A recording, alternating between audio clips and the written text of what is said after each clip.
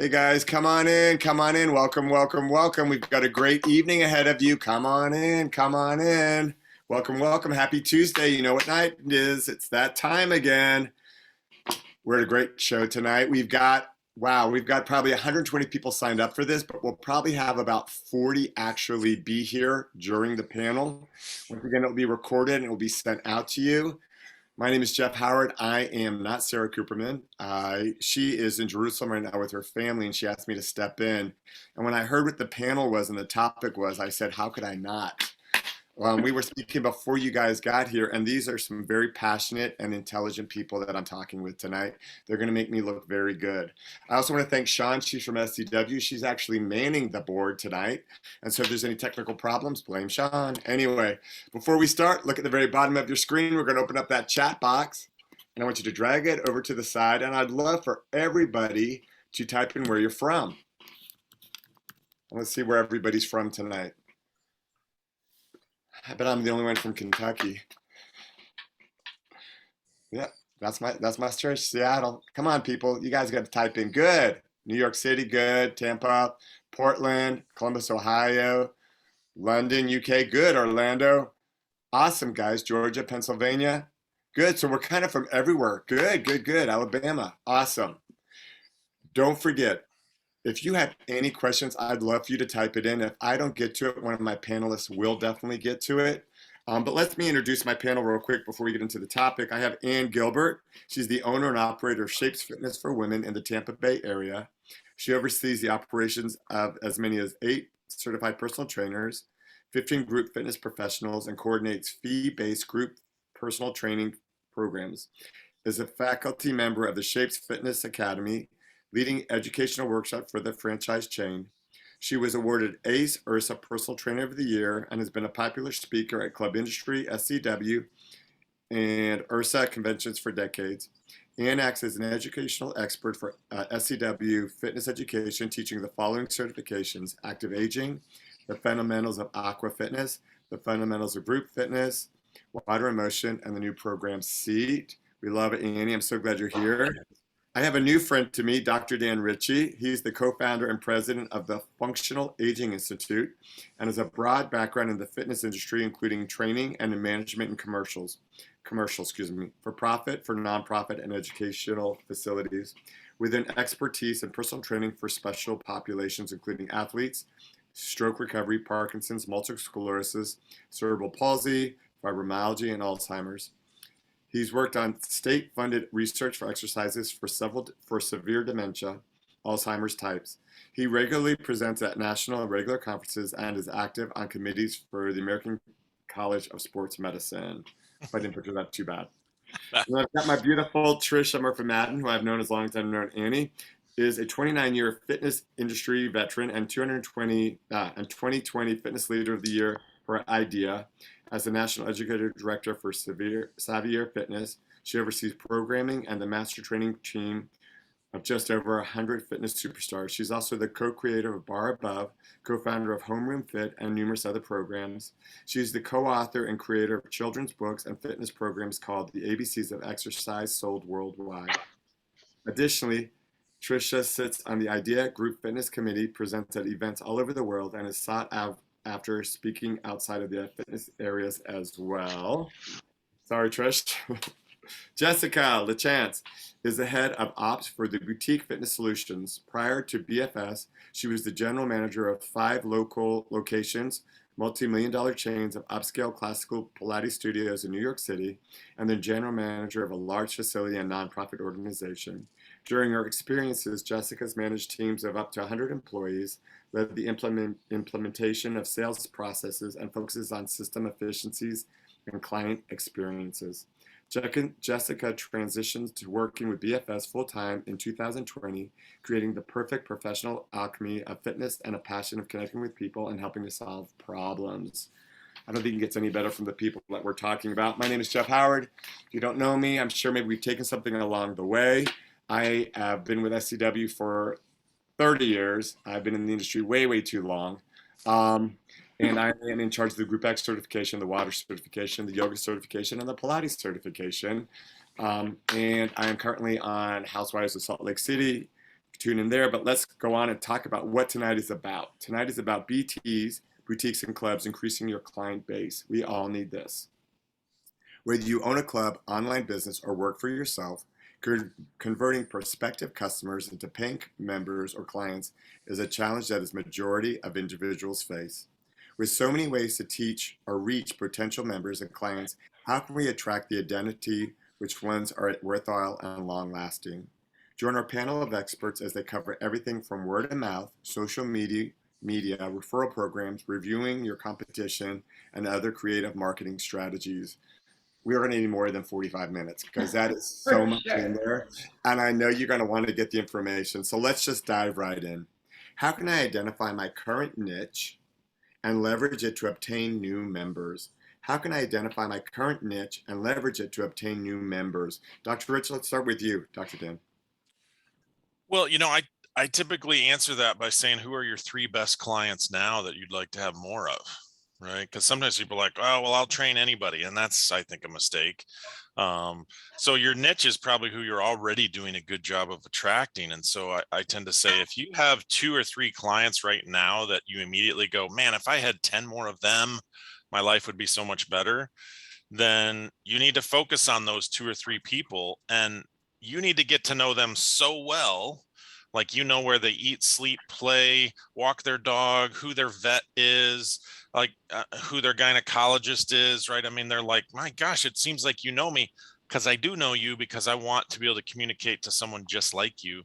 And so then it's a lot easier to post on Facebook or write an email or come up with an ad, because you know exactly who you're speaking to, because you're looking for 3 more people, 5 more people just like that person. So like I learned from Bev, she was one of my best clients for over 10 years, probably a $40,000 client. I learned from her, there are no restaurants in West Lafayette and Lafayette that are fit to eat at except Bistro 501. So you think I got gift cards to Bistro 501 and I learned who goes to Bistro 501, and I got to know the owner and the manager of Bistro 501, and pretty soon I'm training the owner's mother from Bistro 501, right? And so that's kind of my starting tip when people are like, well, I don't know what my niche is. Well, your niche, just start with your 3 best clients who you want more of. I love that. Trish, how about you? How are you, your current niche, and leveraging it to obtain new members?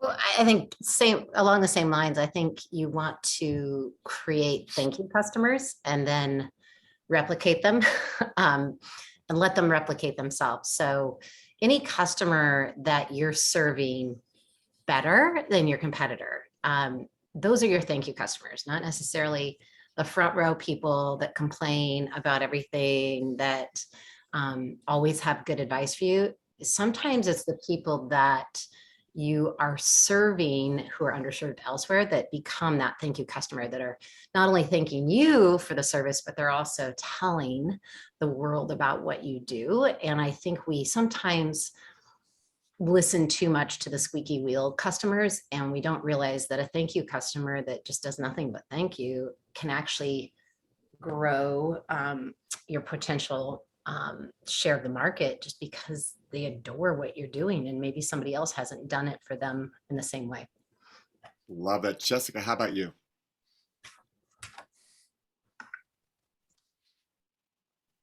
You're muted. Sorry, I lost my mouse to unmute. There we go. No, I think, great points being raised. It's knowing your client. And then to go a step further, like they're saying, is to really know your evangelists. And remain, I love the Pareto principle, right? 20% of your clients drive 80% of your revenue, right? So really making sure that you do know those top clients and those evangelists. And, like Trisha was saying, maybe they're not necessarily top revenue, but your loudest clients, and really getting to know those people, then you can leverage that to Dan's point of knowing where else they go to set up cross promotions, knowing the messaging that's going to, be effective for them. I love that. Annie, how about you? I think kudos to everything that's been said, but I think it's also about gathering data as much data as you can so that you're constantly studying the data every 3 months, every 6 months, every year, and analyzing it and sharing it with the team and seeing that everyone is in agreement, but gathering as much data and simple little things. We were talking before we started, Jeff, remember about the old fashioned get to know you sheet that we used to have in the industry? It was attached to a clipboard, a bunch of paper, right? And you carried it around and you really asked the right questions. So potential prospects, I think it's really important to gather as much information, more than just email, cell phone, et cetera, about what are their likes, what are their interests, when did they love exercise the most, what's their happy space, what makes them go, and what's their jam, if you will. So I think gathering more information and better communication is key. And so the niche, do you think the niche can change? I feel the niche can change during your career. I feel whatever your niche is, sometimes will change and evolve into your passion or what's there. And so in turn, it'll bring in new members as well. I would love to know that from the panel. I know that, Jessica, you're not with a club right now, but I found during COVID, what I was surprised when we all came back was the people that came. And they were exactly what you're saying. They were the people that were not in my front row. My front row people did not come back. It was my second, third, and back row. My back row are my strongest supporters right now. And it's so surprising because they were just so easy compared to what you're saying about the front row. Did you all find the same thing kind of? Dr. Dan, did you? You know, I sort of coined a phrase. I said there were clients who would literally wade through the COVID swamp to come work out, right? They're like, I don't care, I will be there. And they weren't necessarily, they ran the gamut. Some of our best clients came back and some of our worst clients came back. And some of our best clients stayed on the sidelines for like 18 months, right? They're like, I'm not coming back till everyone's vaccinated. I'm like, well, then you're never coming back, right? So it kind of ran the gamut, and we had to be, I would say, pretty delicate in terms of continuing to push people. Are you ready to come back this month? You ready to come back this month? We created a private studio so you could be completely because we have a lot of one-on-one clients in their 70s and 80s who are like, I just don't want to take the risk. We created a one-on-one studio private space for them, so a lot of them Zoomed. But it did sort of redefine. I think some of our clients were even like, you know what, I got to be back there because not being back there is killing me, right? Like me not doing anything for a year and Zoom isn't working for me. I got to be at the studio. So it sort of redefined why fitness was important for some of our clients. I think they even sort of realized how important training was, right? They're like, oh my goodness, I have to be back, whatever it takes. I love that. I love that. Anybody want to add anything? Are we good? Because my next question is, what should my primary focus be when building a marketing and sales plan? What should my primary focus be when building a marketing and sales plan? Trish? I mean, I think I no longer own a studio. I owned a studio for 7 years back in the 90s. So things have changed a lot, right? Back then it was like, flyers on cars, taking flyers door to door, doing mailing. And now it's so different. There's social media, there's old school back of the bathroom stall flyers, there's print media, there's radio, there's TV. There's so many ways in which you can speak to your customer. But first and foremost, where does your customer get their news? I see a lot of fit pros in my age range, 30 years in, trying to build their social media. And I'm like, I don't think one of my homeroom fit customers, because most of my customers are 50 to 85, are on Instagram with me. Like they literally, half the time I post stuff about like where I'm at or what I'm doing, and the next day in class, they're like, so where are you? You look like you're somewhere. So obviously that's not where they're at. So I don't build my customer base for homeroom fit on social media. So I know who they are. I know where they get their information. And then I know because of that group, they tell each other everything. So if they're sneezers, they're people that, are talking to their sister-in-law who lives across the country who could do my class virtually. That's my marketing plan right now. That doesn't always work. And I think really just knowing who your customer is, where they get their information. And then we've also in our industry tried to become a service for everybody really quickly. That's what virtual did. Like, oh, I can speak to the younger audience here, and I can do this and I can do that. And the reality is, really the only markets that are takeable at this point are who you can get like down to the nitty gritty of their age, their demographic, what they need, what their motivations are, maybe even what their affluence level is, what they can afford, what they can't afford. And I think it's hard to do because you kind of think you have to talk to everybody in all the different ways, but I would just get highly specialized. Well, let's jump a little bit. So, like with Xavier, what is their, when they're building their marketing or sales plan, are they looking at it differently? Because they definitely have the money to market it differently. We are not in the same fiscal position we were, say, 4 years ago. And so we've decided to focus a lot of our efforts into our existing customer base. We have 4,000 bar instructors. So the reason our bar trainings are still 40 and 50 deep is that we're serving the existing bar instructors, and then we're asking them, and we're even compensating them when they send somebody to us. So if you send somebody into our training, or we just see you in the referral line, we send you a coffee card. Thank you. We're just constantly telling our story and trying to service our people, because we can't afford to do Facebook ads and the things that we were doing at the beginning of COVID, because it's not there. The money's not there. So we're having to rethink all of that. And we still go to shows like SCW, and we still go to IDEA and all those things, but it's a different animal altogether, because we have to become profitable once again. And like every other business, most of us are sitting between 40 and 60% of where we were pre-COVID. So how do you adapt to that without going under?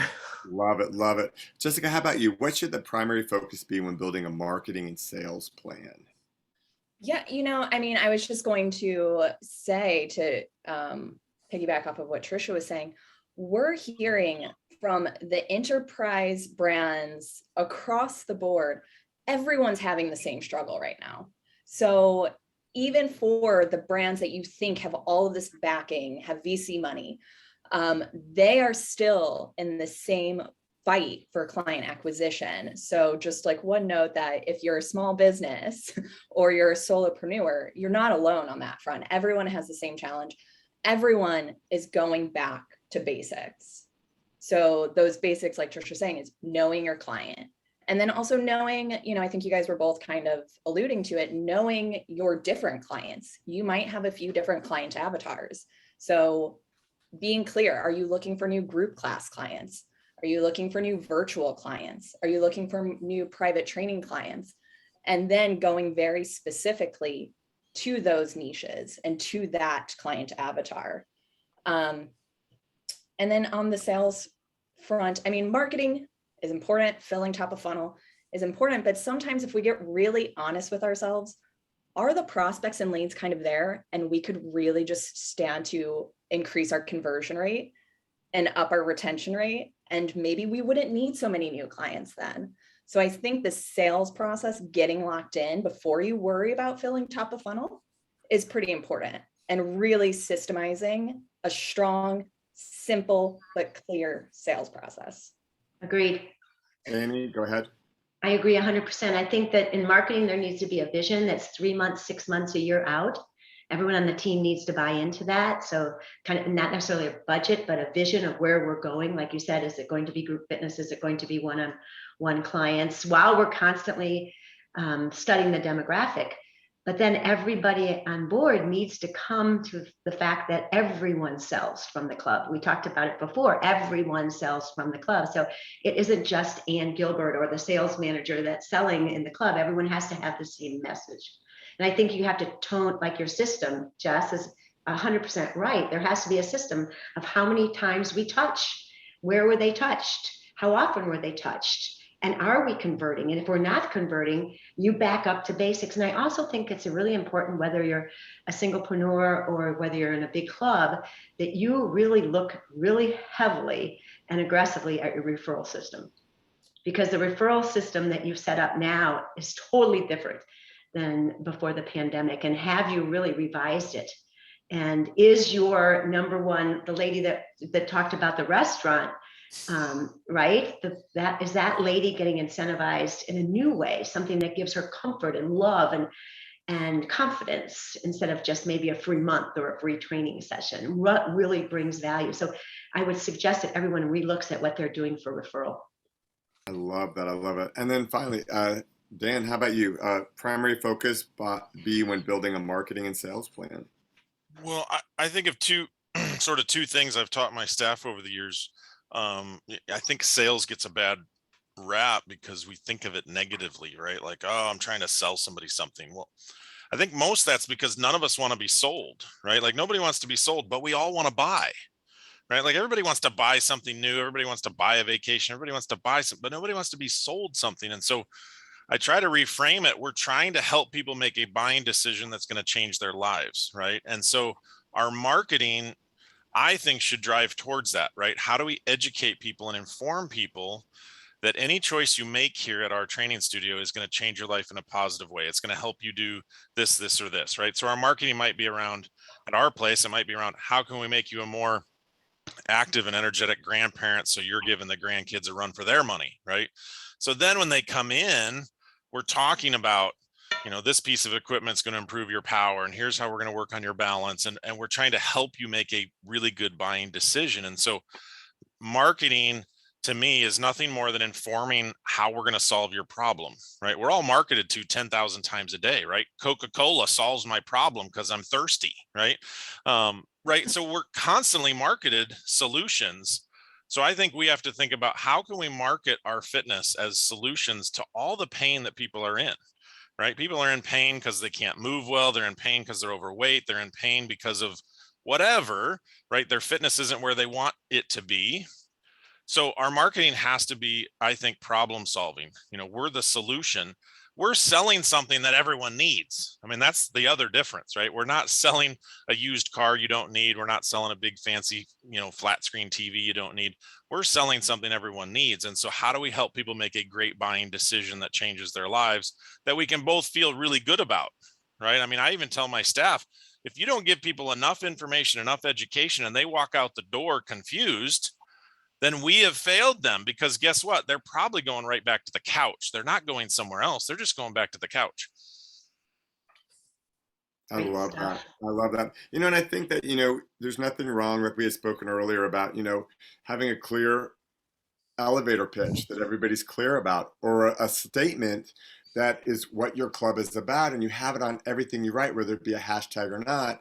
Mine at Jeff Howard's Fitness, everyone is welcome. That's all I say. Everyone is welcome. And if you look at the pictures I post on my social media, I show ages from 18 to 75, and they're real people in my classes. And I think if you have a clear view and your whole staff does, I think that's great. And I also think that when you do your marketing, I think you should look at it as almost 3 times a year, where you block out those months and you hit it hard, and then you can change it to something else, whether it be the change of weather, an anniversary of the club, or whatever that may be. But it doesn't have to be such a daunting plan, I feel. Also, if you do something that's a 3-month, let's say it's a challenge, we always start so strong with our beginnings, but we tend to lose momentum with the middle and the tail end. We never do the payoff. We want them to buy in, but we never give them that payoff. So if you're going to do something, I'm a firm believer in taking it all the way through. I love that. How can I turn my social media fans into paying customers? How can I turn my social media fans into paying customers? Jessica, do you want to take that one? It's a tough one. It's a It's a tough challenge. one because, social media can be so much about the vanity metrics. Just because someone's following you, just because you've got a lot of likes, it doesn't necessarily mean that they are your client, or that they're able to be converted. So I think the best thing to think is, like, what content can you put on social media that's maybe gated? What can you drive people to that's a free piece of content that's gated, where you can capture their email and their information so that you can then look at these people, properly segment them, and qualify them or find out if they are qualified leads or not. It's a social media play is a lot about, I think, brand awareness, just getting a big top of funnel. And yeah, casting a wide net and then trying to segment from there. A But just lot. how hard is it to do that? So let's say people that are not they're on social media all the time. How can then you post it to get them to get their emails? Is it a program? Is it just verbiage? Yeah, I think you can do it super simple. You know, you can drip to the content, like post a little snippet, a clip of it or something. Say, for this full video, go to link in bio and use those shop grids or link in bio grids that drives them then to a landing page with an email capture. But one simple landing page can do it. It doesn't have to be anything super fancy. On the social media front, I will just say we're hearing a lot of TikTok talk. I'm hearing a lot from businesses across the board and from marketers outside of our industry as well that Facebook is not giving a good return and probably won't again. But Instagram and TikTok are outbeating Google for search right now with Gen Z and millennial. So again, it is still knowing who your client is. But TikTok is where a lot of small businesses are seeing some return. Wow, that's crazy. And if How you about- think, Go ahead, yeah. Annie. And if you think from my standpoint, being the grandmother in the group, TikTok to me scares the bejesus out of me, if you will. But right.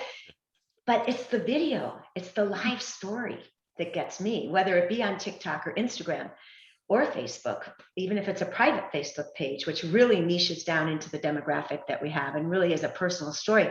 It's that storytelling, that video, that verbiage that we love about TikTok, those short little spurts of energy rather than print, that I think really turns everybody on, whether it be whatever social media mode you're using.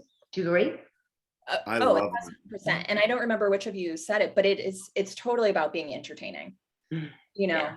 I mean, I think hopefully it's unsaid that of course our industry is going to provide great education and knowledge within it, but you're competing against Netflix and others. So you're competing for entertainment value.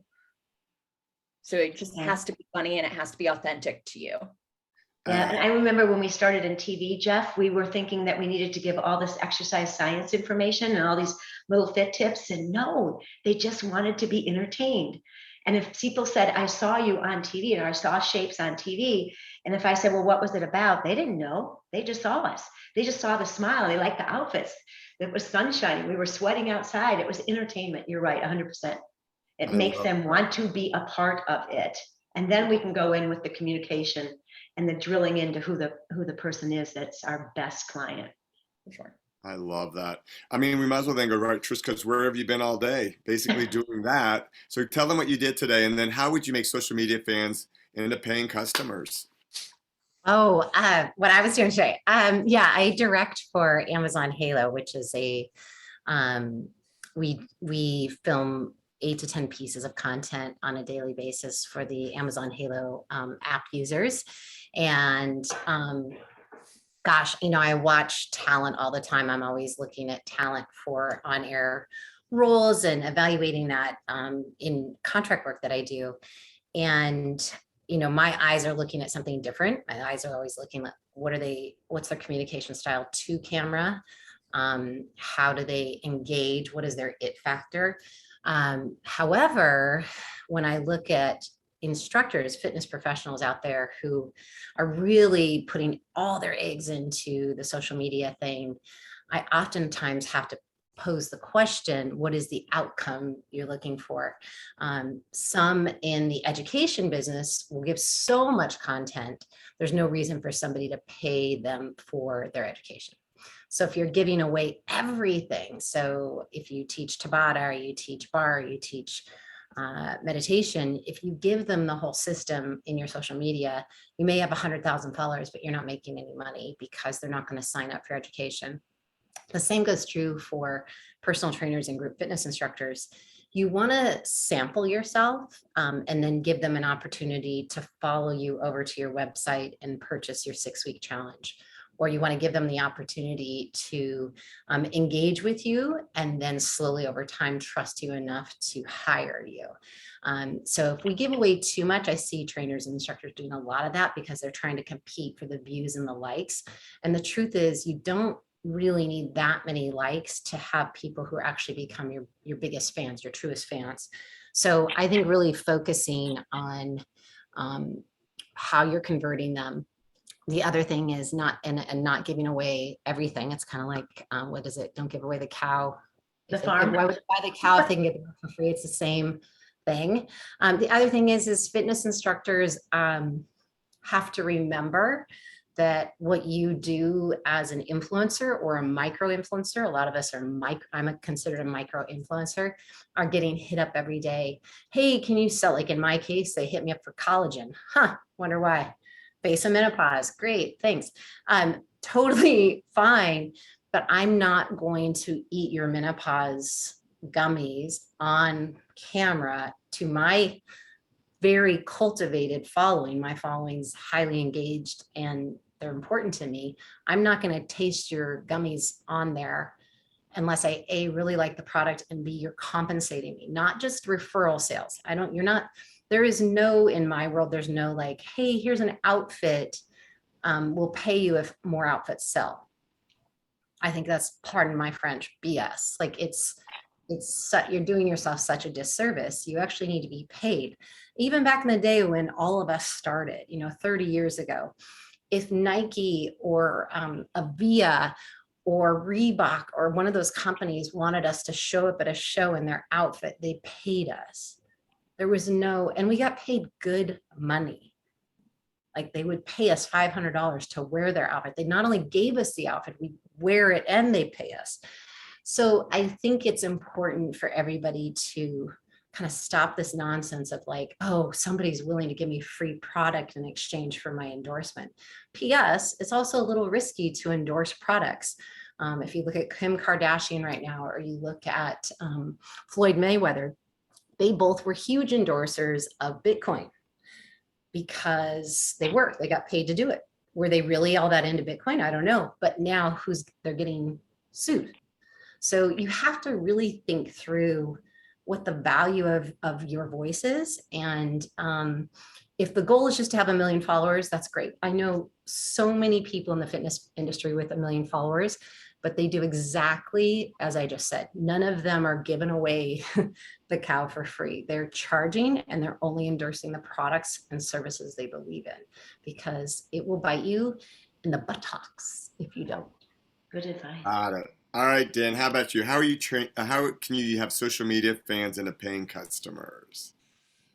Boy, that's a tough one. I don't know that there's a clear answer to that, because you can have so many people follow you on social media that are never going to be paying customers, right? So you have to sort of, dive into who they are. Jessica for sure is right. Like if we can get their email, then we can really start a conversation and relationship with them in a more direct way, and we can figure out who they are. But one of the things that worked for us during COVID, when we were shut down for a long time here in Indiana, we went live on Facebook every day, I think at the same time, right? We're like, hey, we're going to offer a live, if you don't want to do Zoom, if you don't, I don't want to do Zoom. It was like everybody was afraid of Zoom. Like somehow you're going to have your identity stolen through a Zoom room or something, right? Like right now, Jeff is getting everybody's social security numbers and he's stealing our identity. It was like, but we had clients that were on Facebook and we had over 2,000 followers on Facebook. And of course they didn't know where to go for fitness. So every day they knew at 11 a.m. live, they were going to have a trainer on Facebook. And that was huge for us. We were getting 2,000 views a day. And then the ones that did well, we would put $1, $2, sometimes $3 on, right? Like crazy ad spend. You boost those and all of a sudden they take off even more, right? Even some of my trainers were like, this is amazing. Like all kinds of people are seeing me and they're like 3,000 views. And in a town of 30,000, it was kind of cool. So I would say if you're good at doing video, Facebook, Instagram, YouTube, it's not hard to do 2-minute videos, 10-minute workouts, put this stuff out there, put $1 on it. And you'll be surprised. As soon as you put $1 on something, Facebook will let your audience see it. You can start getting comments, engagements. And then the other thing that we really like to do, older women are on Facebook. And when I say older, that's sort of a loose term, right? Like women over 40 are generally on Facebook. So 45 and up, they're on Facebook. And guess what they like to do? They like to watch videos of women like themselves talking about stuff that interests them, right? And so we get some of our clients like Bev, who will tell you Bistro 501 is the only restaurant. Well, if she gets on there telling you Miracles Fitness is the only place to work out, and you're a woman like Bev, you listen, right? And like, you get it. And then guess what we do? We go to all of Bev's friends and all of Bev's sort of friends at the studio and say, hey, you got to hop on Bev's video, give her a high five, give her a like, share it on your wall, comment. I don't even know that some of them realize if they share it, then all of their friends see it on Facebook, right? And like you infiltrate the whole network. So that's one of the things we've tried to do. Like, who's going to be the celebrity star this week, right? Well, we're featuring Jeff. You got to check out his video, right? And then they sort of rally to one another. So that's been a cool sort of fun thing to do too. Clients don't always want to do it, right? Because they're like, oh, I don't want to be on camera. But there are enough of them that will do it. They'll share their stories. Video, I think is so powerful.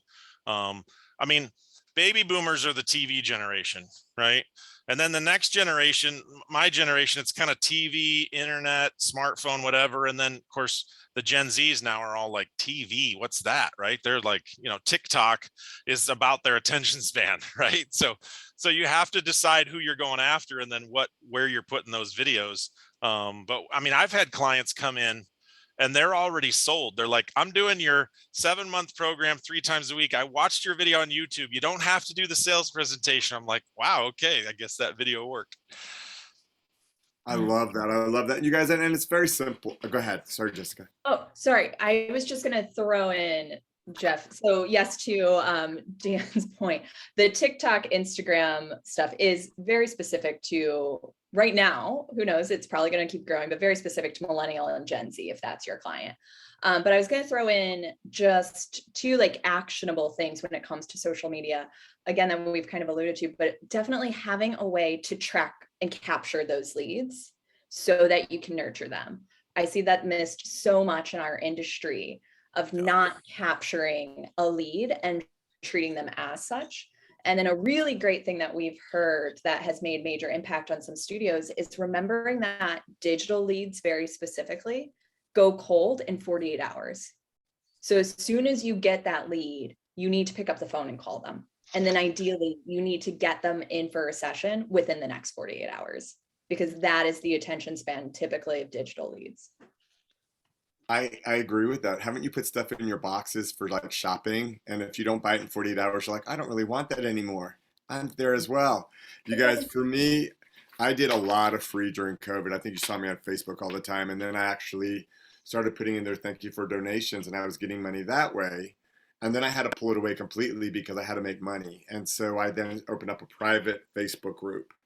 And I used to promote it a lot. I don't do it as much as I used to, but what I do now is I post my schedule every week that I'm doing live, and I'm starting to post another artwork thing that says my live streaming schedule. So it's a subliminal cell that people are like this, oh yeah, he's still streaming. And then once every about 3 months, I then stream live on my main page, and it reminds people that I do that because I, like you all, I had 16,000 people watching videos. Like I had people watching it all the time. But I agree with what Trisha's saying. I am the person that will go through some set presenters I know and look at their social media to steal an idea, and just it'll set me going for a time. So remember this. Remember who your audience is. But it's subliminal, but you can transfer them over. And it's funny for me, I don't know about you guys who have social media platforms, I find that if I lose one, I gain one. And what I'm finding now is when the gyms open back up, I have like 200 people that pay me a monthly subscription fee. I found that when they left because the gyms were opening, that they actually started coming back to me now. Now I'm getting this because they trust me. It's everything the panel is saying, guys. If they trust you and you give them a product that they feel comfortable with, they will come back. They're going to lose them, but they will come back. I hope I'm getting a lot of great comments about people are really enjoying this. And that's awesome. That's what we're trying to do. We're trying to get you guys to realize either you're doing the same thing or maybe turn something on. We've also said that it's we need to start cross-referencing. Jessica had mentioned finding out like Lululemon, Athletica. Do you want to elaborate a little bit on that as well? Yeah, just on, you mean going back to the idea of cross? Partnerships, yeah, like just getting your name back out there, having to get the members to feel you or touch you. Yeah, we're hearing so much across the board right now, focus on grassroots marketing campaigns. And a big, part of grassroots sometimes is partnerships and collaborations. So the more that you know your clients and know where else they go, where they shop, just like Dan was saying, where they shop, where they eat, all these things, then you can go to those businesses and set up, maybe it's just a cross promotion, maybe it's a partnership, maybe it's a referral program, whatever it is. But then I think the really impactful thing to do with that is I've heard so many studio owners say, well, I tried to go into this business and say, like, let's set up a partnership and nothing takes.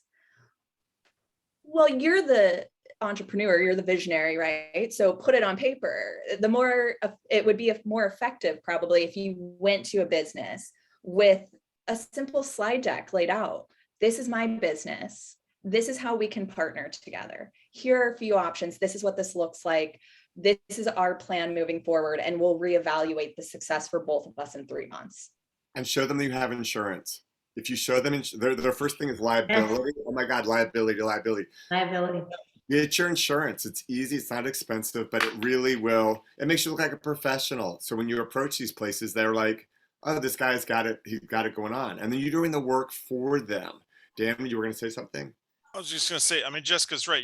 And it goes back to people don't want to be sold. So if you come in trying to sell something to somebody, they're immediately like an adversary, right? It's like, what are you trying to push on me? If you go with a giving hand, hey, how can I help grow your business? How can I send you 10 of my best customers? Right. So, I mean, we did this with Chico's across the street. How can we put your coupons on our counter?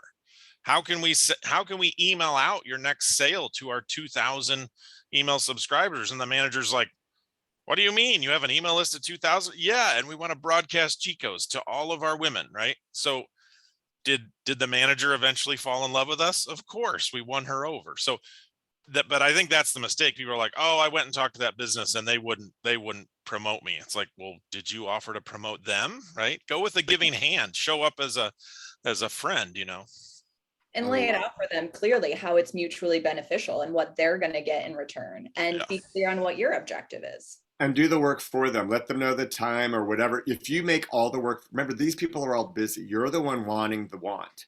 So Right. if you do the work for them, they'll always say it. When I approach people to do workouts in their parking lots, I couldn't approach a Kroger's or a Target. They were too big. There was too many legalities. I had to approach people that were more local, and they were the people that actually I wanted. And they invited their people, and it was a mutual thing happening. But I told them the time. I looked at when they were open, when their people would be. I mean, you do the work a little bit beforehand. How can we leverage our virtual offerings into in-person now? So people, we have them watching us virtually. How do we get them to come in-house? Annie? Yeah, I think we need to be really specific at this point and just say, open up your house. Have an open house that makes them feel comfortable, an off time, something that if they're at home, maybe they're at home because they're fearful of big crowds or the cleanliness policies, but maybe schedule an off time that gives them private opportunities for an open house. But the good old open house thing does still work. And then talk about what makes them want to be part of your organization. For instance, in Shapes, it's comfort, camaraderie, and confidence. And if you can say that in every single message, they're going to take steps towards your door. They will trust that you're giving them the same type of comfort and camaraderie that you would if you were on Zoom. So open up the house, do it in a non-prime time, and give. All right, you guys. So believe it or not, we are 1 minute in. So we are going to ask each panelist, to put in their information so you can get a hold of them. But I'm going to have them give you how they think you're going to be able to best increase your business, whether it be social media or in person, or what do you think will get them in? Trish, let's start with you. How do I think? I can only think about two things at once. How do I'm typing? How do I get? What's my number one tip for getting them Yeah, in? yeah. Your number one way to get, just to help people get people back in. Oh my gosh. I mean, I think teaching hybrid classes. So if I'm a brick and mortar, I'm not a brick and mortar, but if I were a brick and mortar, I would be teaching hybrid classes every day, all day, and show the people in the room having a good time, and invite them back. Sometimes it's just a matter of somebody saying, "Oh gosh, we'd love to see you in person, even if it's once a week." And to Anne's point, I have recommended to every YMCA, every small club, every big club. Some look at me like I'm crazy. Like, you shouldn't have hours of the day where people who are at high risk for whether it's COVID or anything else can come in and work out. And I have had more club owners say to me, well, I'm barely holding on. Everyone's so fearful right now of losing the existing members they have because they're at 60% of where they were 3 years ago. And the truth is, you will only gain by really serving people who are a little bit underserved right now. And by the way, the 9:30 mom crowd can work out at 9:30. And if you block off 11 to 1 for your, over 70 crowd and you serve them, they're going to just bring 10 friends. So I would say, don't be afraid to create safe spaces. And it's not about, the cleaning. I don't think it's about the cleaning stuff anymore and the things with the things. Make it safe and comfortable for them, spread out, let them wear their mask if they, if that feels good to them, let them not, like all the things. But if we don't give them a space where they feel comfortable, they're never going to come back. Love it. Annie? Go where they are. And now we've already said that my demographic active agers also go where they are. We've already said they're on TV. So put yourself on TV.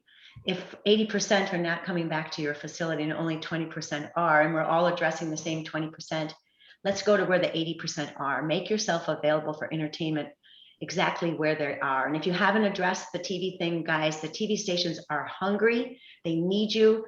They love the fact that you volunteer. And look at the odd hours for your TV. Not necessarily the before work people. Those aren't the demographic you're looking at. But how about that 4 o'clock in the afternoon when the active ager is winding down for the day or maybe having a cocktail, right? So that, look at the times in which they're watching TV and get involved in that. It's low cost marketing. It's a great opportunity for you to show not physique, but energy and excitement and fun. I love it. And Jessica? I think get back to business basics. Make sure you're spending time working on your business, not just in it. Get back to read the E-Myth, set clear processes in place, and then know you're always right here. Make sure you know your client, and yes, set up ongoing top of funnel fillers to bring them in. But, I would argue that the sales process, you got to lock it in, because a ton of leads is going to mean nothing if you don't have a process to capture them, to nurture them, and then to convert them. So I think setting up a strong sales process and then looking to go get more of those clients is top. I love it. And finally, definitely not least, Dan, what about you? Final words. Well, I think there's 2 things to think about. One, we've come to the conclusion that some of these people aren't coming back, right? I mean, it's been over 2 years. So if we're like still hoping and we're like, oh, well, we're going to get back to where we were based on look, they've been gone 2 years and it's not COVID anymore. It's whatever they have changed to, and it's probably not fitness. It's they've gone back to their bad habits, or, Netflix is there's a lot of other things that they could be doing, right? And so for us, I think it's been sort of 2 strategies. We have said, we're going to keep pursuing them. And so we throw different things in front of them, right? It might be, hey, Jeff, we've missed you. It's been 2 years since we've seen you. We'd love to get you back. What do we have to do? That happens every month. But then we also throw other things at you, right? Like, hey, Jeff, we're looking for a guinea pig because we just brought on an intern who's never trained anyone. You want to try 5 sessions for free? We just got a couple clients who we hadn't heard from in 2 years to try that. I was like, okay, that's weird. So we keep throwing stuff at them because we never know what might finally make them go, okay, I'll come back. I've been meaning to come back. But at the same time, we've also said, you know what? Most of these people are probably not coming back. So we've got to spend a lot of time and attention and efforts on replacing them, right? We can't just expect that the 50 clients who haven't come back are just all of a sudden going to magically show up because COVID is over, right? And it's never going to be over for some of them, right? So we have said we have to double down our efforts on replacing some of these clients and moving forward. Obviously, we'd love for them to come back. They're always welcome back. We're going to continue to pursue them. And our philosophy has always been, hey, we will continue to pursue you until you tell us to go away or we found out you have died. I mean, that's basically our strategy, right? Like, we'll keep pursuing you. We will keep following up with you because we want you back. But we also know we can't put all of our eggs in that basket. We've got to move on to the next customer. We got to replace you. We've got to find new clients. So love it. Love it. Well, guys, that is it. Our time is up. I want to thank my panel tonight. I don't know about y'all, but I feel their passion and professionalism and intelligence through here. And I learned a ton. I want to thank all of you so much. You guys at home, thank you for always making us feel so welcome. Let us come into your home. We appreciate it. Hope to see you next week. Have a good night, everybody. Thank you, guys. Thank you. thanks.